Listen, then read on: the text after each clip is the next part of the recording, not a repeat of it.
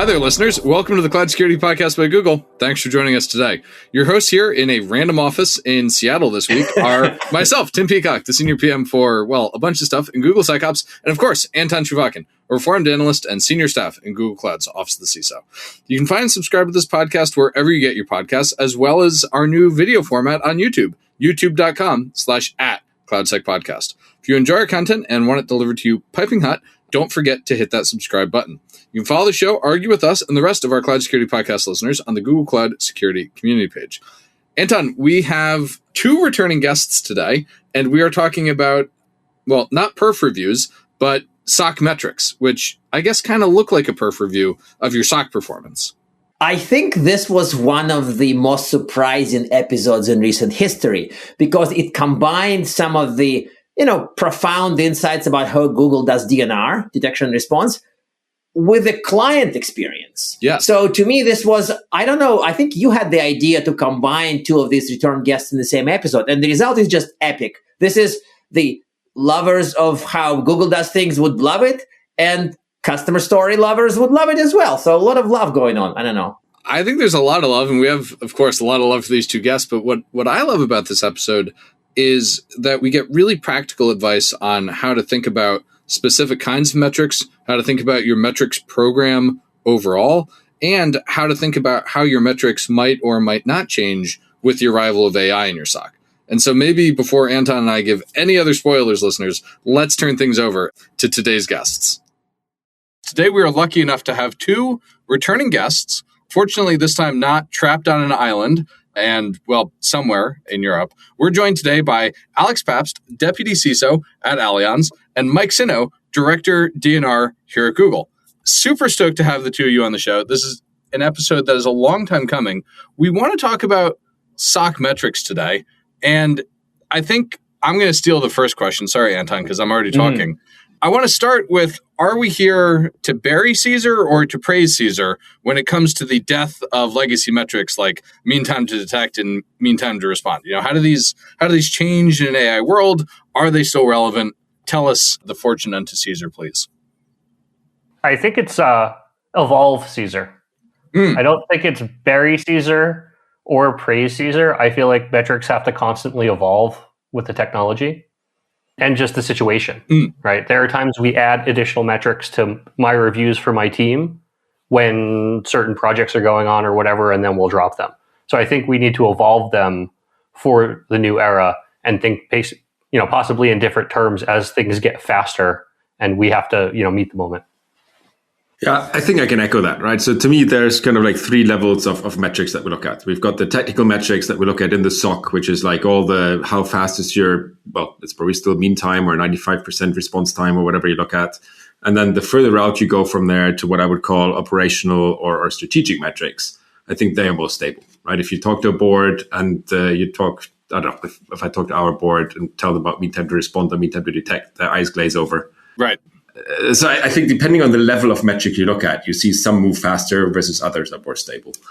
But I want to sort of introduce a very brief rant. I hoped Michael would kind of hammer it harder. So I'm going to give him a bigger hammer. I feel like people who obsess about MTTD and MTTR and just speed and time metrics occasionally teach to the test. They say, well, can you click the button faster? And people do click, click, click, click, and everything is faster. But everything is 10% faster and 2 times worse. So, I've been kind of, in theory, understanding of why people like MTTD, MTTR. But is there any way to sort of do a modernized version of that doesn't motivate people to just do things a little faster and much worse? Let me steal that one, right? So there's lovely. Yeah. Oh, wow. Good. Alex wants the hammer. I want the hammer. No, there's a great quote that I wrote down. It's by Charlie Munger, the vice chairman of Berkshire Hathaway, right? So the quote is, show me the incentive, I'll show you the outcome. Exactly what you described, right? That's why, to me, there's different levels of metrics. To me, it makes sense to collect all the metrics and all the data that we can for SOC internal use. Because even there, it's still useful to know how fast do you respond, what percentage of your incidents are fully automated, how much AI do you use, all those things, right? As soon as you start reporting them out and they become an incentive, which I think in Google is slightly different from a traditional company where I think you're used to dealing with data and having certain numbers without necessarily having them as an incentive. For us, any number you give out, people go like, oh, you need to, increase that by 10% or decrease it by 10% or whatever happens. And the whole mean time, as you said, I think we're going to go away from that, right? One thing is that mean is a very, very bad metric overall in the first place. Yes. Right? Because you can have one incident that takes 3 days to resolve, and then you have a million incidents that take 30 seconds because they're automated, and you have a great mean time. So I think we're going to see that being adjusted. We're probably also going to see the base on which we take those numbers change, right? If it's fully automated end to end and it's done in seconds, I don't care. That's not the thing I need to worry about, right? I want to look at the stuff that gets stuck, where no analyst is assigned because something broke, where the incident resolution takes forever. Although I do think you should care eventually, right? Because as the SOC transforms and we do more and more automated, we need to follow along, right? So what's happening there? It's completely different metrics. Yeah. Because I'm kind of halfway there of mean time to detect, mean time to respond are bad incentives because it's how fast can you click a button. But at the same time, I think they need to be paired with other things, right? So it's how fast did you click the button and did you do a good job on the ticket? Correct. Right. So we're using AI to actually evaluate subsets of tickets and reopen them if they don't meet certain criteria. Now it's all very early, so I won't say we're doing it on every ticket. But now did you meet the SLO? Because we have SLOs as well.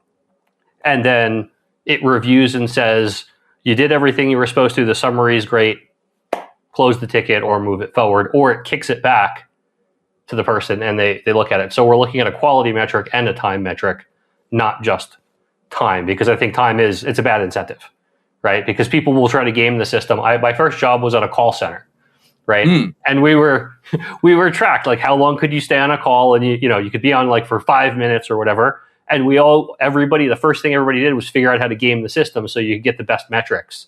But we were teaching to the test, right? We were managing to the metrics, not actually the quality of what we were doing. Nobody cared, right? Right. Of course I did, because I was the model employee, but that's a different. Yeah, obviously. Yeah. Obviously. That's how you ended up here. Yeah. So, Anton, do you want to ask the next question then? No, apparently you witnessed the situation described in that question, so you should probably go with that, because the whole maturity triangle, I may become too obsessed. So please ask. Oh, no, I didn't witness this. This is, I witnessed this and Mike witnessed this, and I'm hoping we can share this. Okay, so can guests ask the question to each other, perhaps? Yes. Yeah, do our job. Anton and I are going to get replaced by AI anyway, so you too. I'll try. No, so Mike, one of the things, we met in Zurich last year, and we had a great conversation on how to measure maturity of the SOC in general, which to me is a great metric. Obviously, it's very hard to put hard data behind it. Yeah.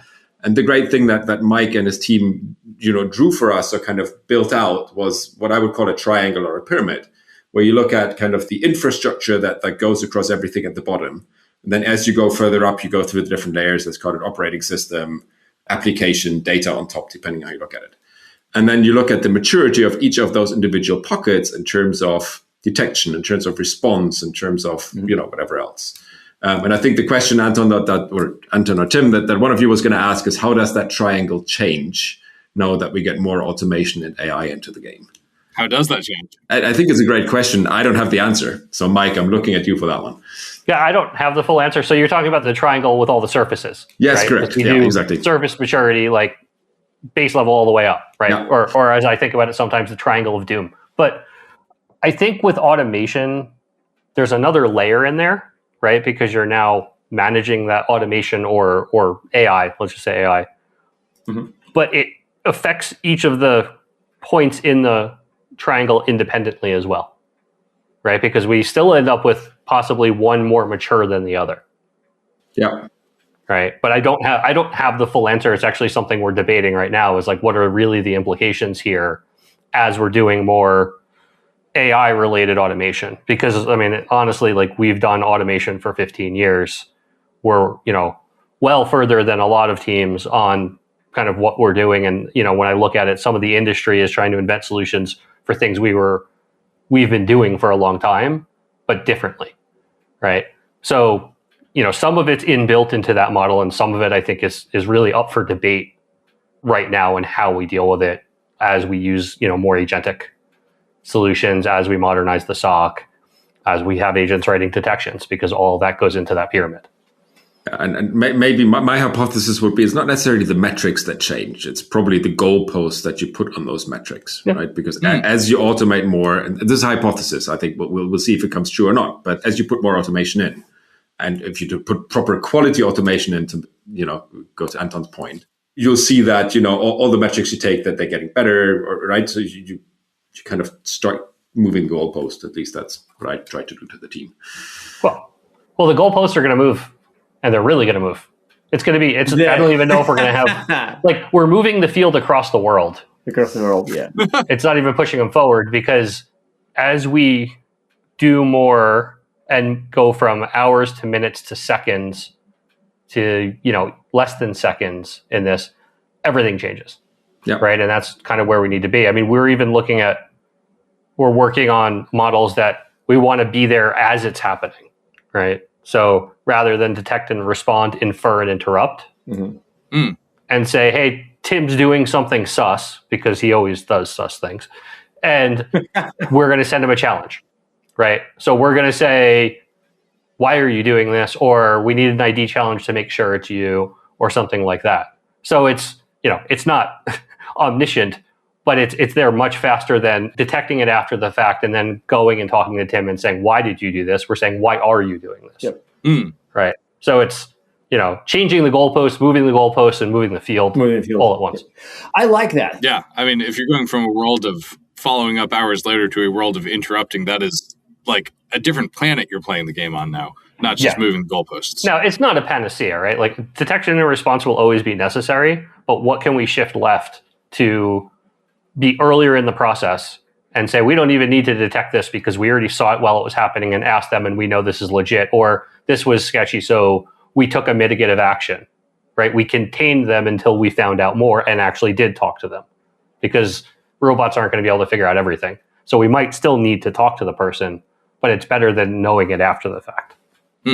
Yeah, and I think that brings us back to metrics to some extent. And by the way, before I go ask the next question, just a reminder, there are still organizations when the average detection is measured in hundreds of days, last time I checked. So if somebody is shifting from days to hours, and then shifts from hours to minutes, and then from minutes to seconds, and then from seconds to real time, we should be somewhat supportive of the people who have shifted from 237 days to 122 days before they detect.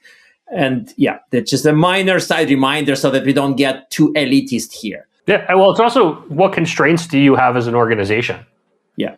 Right? Yeah. To be fair, you're 100% right, Anton, right? Like, it's what constraints do you have, funding-wise, staffing-wise, and everything else, that helps set the bar. Or regulation-wise, right? Or regulation-wise. Yep. Let's not forget that. Yeah. Yeah, I don't want to steal the topic and shift us to vulnerability management, but it reminds me of my many Gartner experiences when no amount of beating can accelerate patching beyond a certain time frame at a company. I kind of called it a patch sound barrier. Like, there's nothing you can do.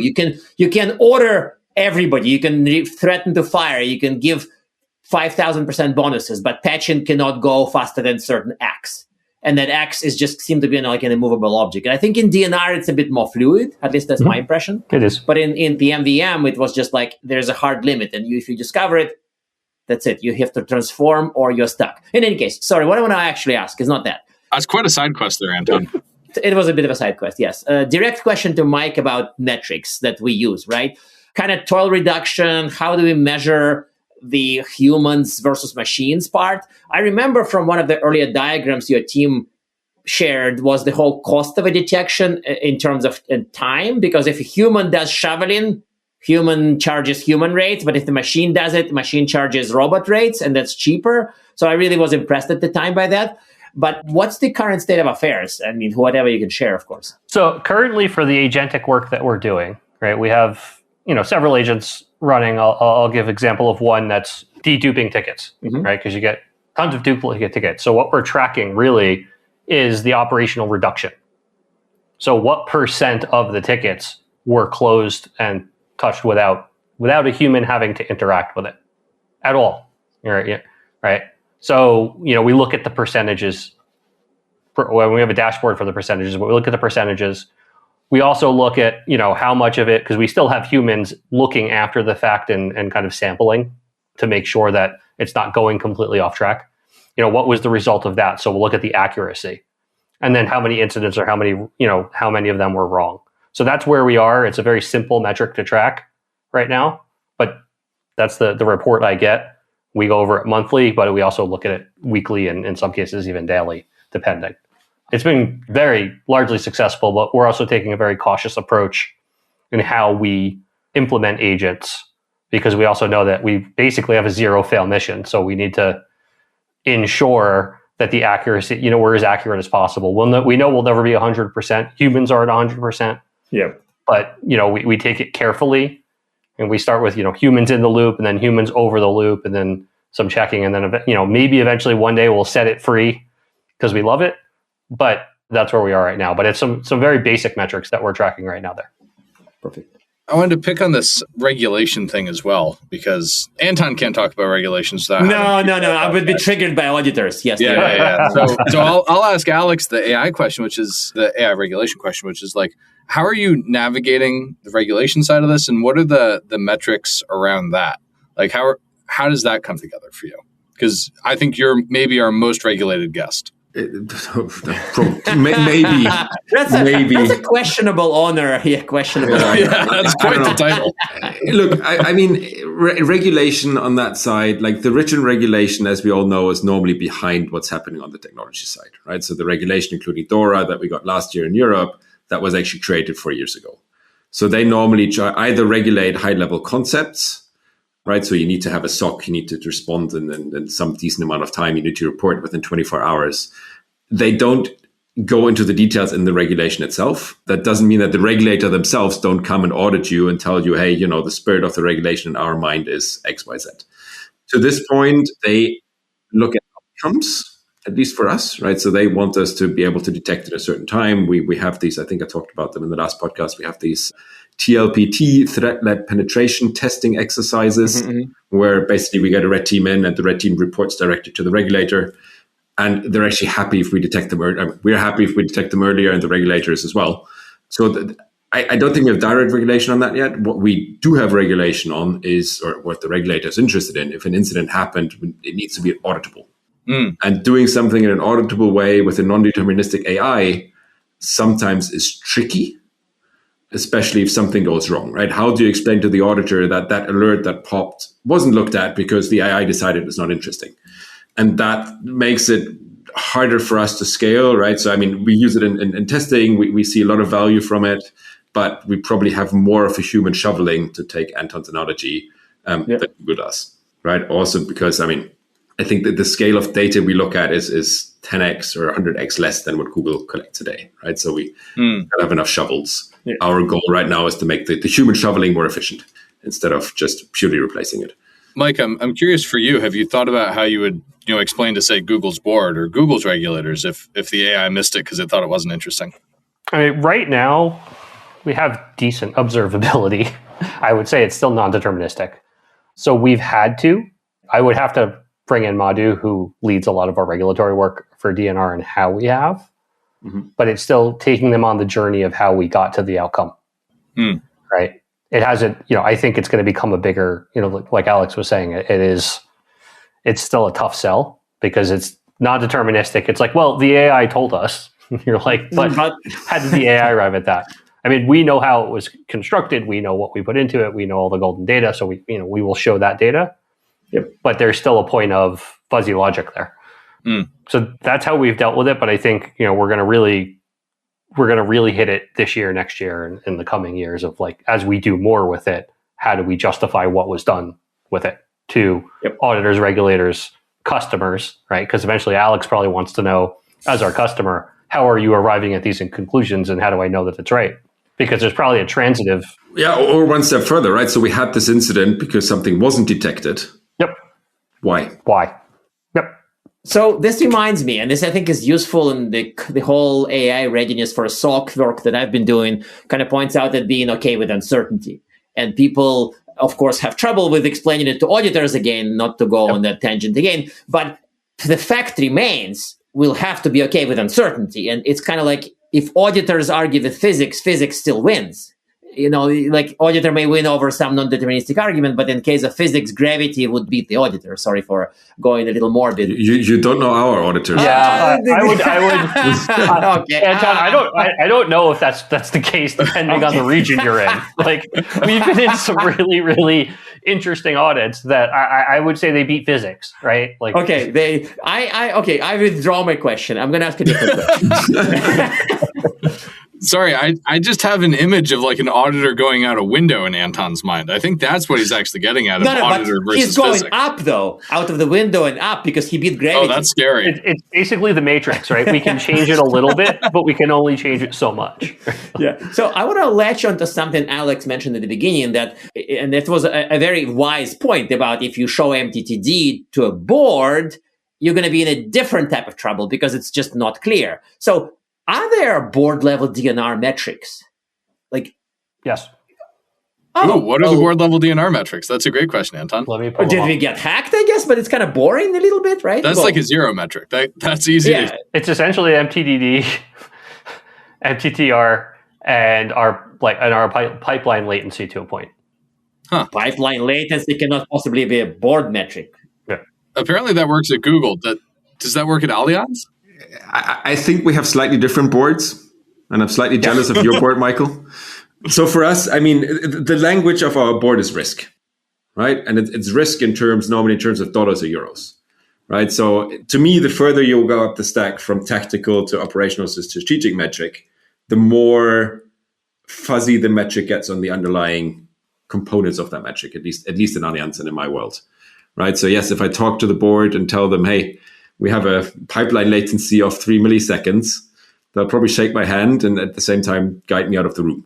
So the discussions we have is mostly around, how much risk did we reduce? What incidents did actually happen? I mean, some people try to tell them how many incidents or attacks you blocked, which I think is the worst metric you can come up with. Firewall we don't scans, do that. Port scans hitting your firewall is the board metric. Yes. Hey. Hopefully not, right? But there are people out there that try to sell fear, right? It's like, we blocked 3 gazillion packets last year. That's like, well, congratulations. You put a device on the internet. No, so for us, it translates up, right? So it's it's risk exposure. And then the question the board ultimately wants to know is our risk exposure within our risk appetite? Yeah. And if not, what are we doing to either get it back in or stop it from moving out of that? And let me be clear, right? Those are not the only metrics that roll up to the board. They roll into the board level metrics. Okay, yes. That cover the risk, right? Yeah. So those are all presented to the board, but from like DNR specific, it is the incidents, but it's the pipeline latency, and then where are we in terms of our detection infrastructure? So those are a couple, but there is a ton that gets rolled up to the Google board. So it's not that easy. They prepare the deck every quarter, and then my boss goes and presents all of that to the board. But I don't know, it's like 30 slides of various things. Wow.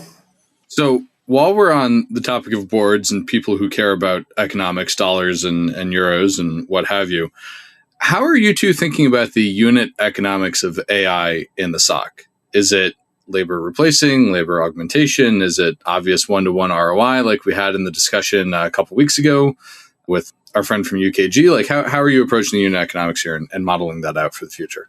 I mean, for us, it's not replacing labor.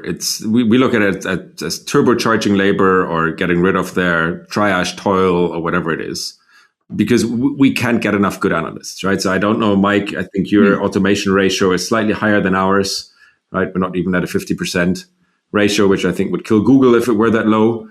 But for us, it's, as I said before, right? So we need that auditability. We need people to look at pretty much any alert, even if AI went over it. But now they can just glance at it and say, like, yep, this feels right, or this is right, this is wrong. Actually, this IP address is internal or external, or the other way around. That's how we use it. There are some automations, not necessarily AI-driven, but just like pure automation. If you report a phishing mail, that automatically gets processed, blocked, yada, yada, yada. But that's deterministic flows. So that's how we look at it. So the unit economics, it's just allowing us to do more with less. And we need to do that, right? So, human productivity enhancement. Yeah, human. It's productivity enhancement overall, also human. But what we're seeing is, I think we're seeing a 30% increase in incidents or alerts actually year over year, right? We can keep growing and I mean, as much as I would love to, but like in 10 years, we deploy half the world. Yeah. Yeah. I mean, it's the pursuit of sublinear growth, right? Correct. Thank you. I look at it very similarly. I think it's augmentation right now. Like, I don't think it replaces humans, and I also think it doesn't replace the critical thinking skills of a human. Yeah. Right. I was on another podcast on Friday, and I kind of gave this advice that, one of the biggest skills for an analyst, right, or, incident responder, in security is critical thinking, right? Yeah. AI does a lot of things well, but I don't think it understands nuance well. And we need that nuanced view still. So, with our detection operations team, we still need them to be there. This is augmenting the work that they do and taking away the things that they don't need to do. I think that's the big key is instead of piling everything at them and saying, just deal with it, we can say, you don't need to do this anymore. You don't need to do this. And they're focus on the big chunks of things that humans still need to do. Focus on the hard parts, right? Yeah, the hard parts, the things that require deep dives, right? Like pre-long tail forensics, but, the harder jobs. And from that, I mean, the economics are hard, right? Eventually, space, disk, RAM, processor, all of this just in general come at a premium, add on TPUs, et cetera, right? But then, moving back to detection engineering, it's kind of a similar thing. We still need humans doing detection engineering, but at the same time, I want to get to a point where a lot of detections we're not touching. We're not writing, they're writing themselves, right? The AI is writing them. Yeah. Right. Or updating or adjusting them or fixing them or something. Yeah. Yeah. The AI is managing all of that, and we're writing the 20 or 30% that still need human interaction. I want to touch on the economics very briefly. Initially, I wanted to have some kind of a pithy, mildly disdainful remark about this, but now I feel like it's a very exciting topic. And the reason for this, I'm sorry, I'm laughing at my own jokes. So somebody has to laugh at them. Well, there's that, yeah. So some of the AI SOC vendors would show up, and somebody shocked me by saying there are more than 40 vendors, but then the other person said there are even more than that. A lot of them secretly try to sell savings by getting rid of humans. Yes. Right? And it doesn't really kind of works out well for them, and, sad to be them in that sense. But the alternative model is more difficult because, like, if we say, hey, same humans can do more, same humans can do better, same humans can cover the increasing volume of threats. Now we're going to have agents hacking us, so we need more resources. So to me, there's a good argument, but they're not very economical. They're not very economic. So how would you turn this productivity into something that strikes almost as hard as get rid of the humans, which is false, but it's striking? I think the economics will change over time, right? If you look at like when, calculators were first introduced, they were ridiculously expensive, and now you get them as a token out of a machine for 25 cents, right? I think over time, some of the economics will change. And the view is too that the normal SOC, my view is that the normal SOC operations, the security analyst job is shifting, right? We talked to the entire team last year, the year before. Everybody's jobs are changing, and we need to change with it. So I do think, while it doesn't, it's not like, well, we don't need the SOC anymore, and we don't need detection engineers, and we don't need incident responders anymore. I think the job changes over time, and we're navigating that change now. So we may need less humans, yes, and what those humans do might be different. So I think it's the companies that have jumped in and said, well, we just got rid of all our customer service agents and we don't need them anymore. I think that's premature. Right. Yeah, and there are enough stories of them hiring back the agents at twice the cost or whatever. Exactly. I mean, that's But I don't think it's all or nothing, right? I think, right now we're in this human in the loop, human assisting humans model. And as the technology matures, maybe we don't grow the team and the team's mission shifts to other things, other related things. But I don't think it's we don't need anybody either. Right. I think it's a, kind of a middle ground there. I think the economics, Anton, is what Mike said earlier. It's the pursuit of sublinear growth. Yeah. If you can bend that curve for an organization's long-term planning, there's ROI to be had there. Well, there's also a second level of ROI, right? If you can prove risk reduction through this or risk increase mitigation. For sure. That's also something that, on a higher level, people understand, right? We can say, look, we changed our cyber risk from, 100 to 90 by investing X amount. While the threat landscape outside increased, I think that's also a story that works, at least for our board. Well, I hate to do this, but we're coming up on time, and I think I have to ask our traditional closing questions. So for each of you, do you have a piece of advice to help people, better plan out their SOC metrics, and particularly how those metrics are going to evolve in the age of AI? And then 2, do you have recommended reading for people? And that could be anything except Anton's blog. What about my blog on SOC metrics? Come on. No. That you can read. No, look, I mean, to me, I like to think about metrics as a storytelling tool, right? Because they should tell a story. It's either to your own team, to the board, or to someone else. They need to be understandable and simple to measure. In terms of something to read, so I don't know, Anton, if you're going to love this, but Ellie Mellon from Forrester actually wrote a nice report that's like 5 steps to better SOC metrics. Yeah, love it. That I really liked. And it's kind of helpful to give some perspective. You probably link to it as well. Ellie can buy us beer at Next. We both like Allie, and we'd like to have her on the show, but we don't have that kind of money. Yeah, well.